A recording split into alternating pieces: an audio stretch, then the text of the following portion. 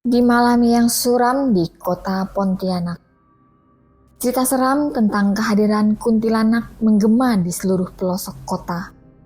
Salah satu tempat yang dihantui oleh kisah mengerikan ini adalah sebuah rumah tua yang terbengkalai di pinggiran kota yang menjadi saksi bisu dari keberadaan makhluk gaib.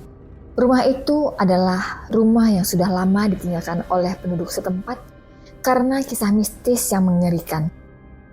Menjadi magnet bagi para penjelajah yang mencari pengalaman supranatural. Seorang pemuda pemberani, sebut saja Raffi, mendengar cerita-cerita menyeramkan tentang kuntilanak di Pontianak dan memutuskan untuk menjelajahi rumah itu sendirian. Pada malam itu, langit di atas Pontianak begitu gelap, hanya diterangi oleh cahaya rembulan yang samar. Raffi memasuki rumah tua itu dengan hati-hati. Tiap langkahnya menelusuri lorong-lorong gelap yang terdiam seperti kuburan yang terlupakan. Suara langkahnya yang gemetar menggema di koridor yang sepi. Tiba-tiba, suasana menjadi begitu dingin. Raffi merasa sesuatu yang tidak beres. Namun, keingintahuannya lebih kuat daripada ketakutannya. Dia melanjutkan perjalanannya hingga mencapai lantai atas di rumah tersebut.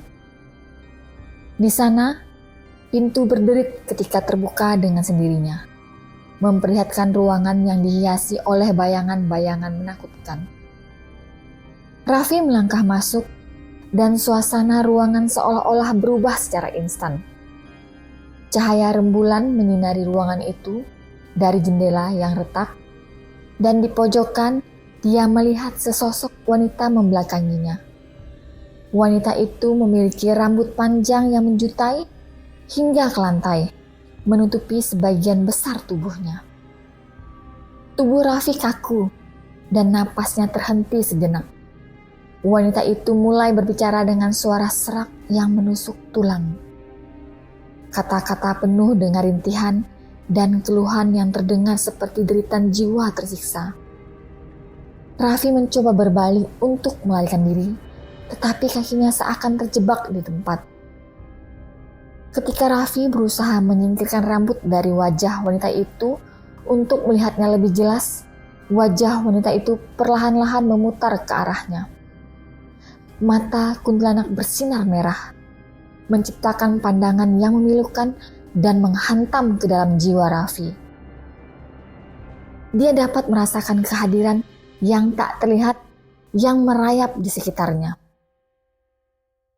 Seketika itu juga, kuntilanak melepaskan teriakan yang menusuk telinga Raffi.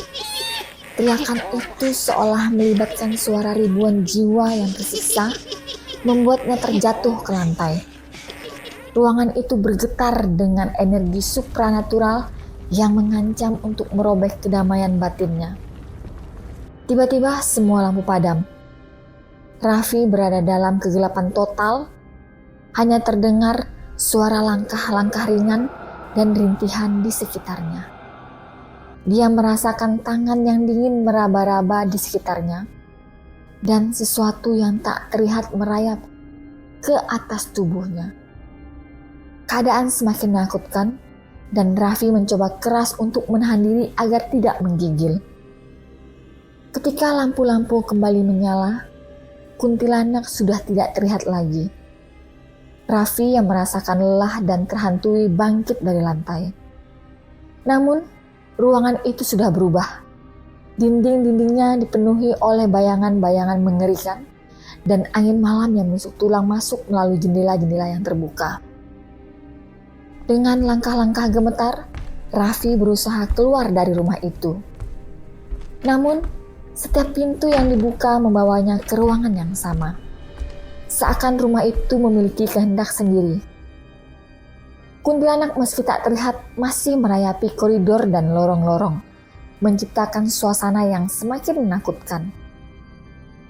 Dalam keputusasaannya, Raffi berteriak memohon pertolongan.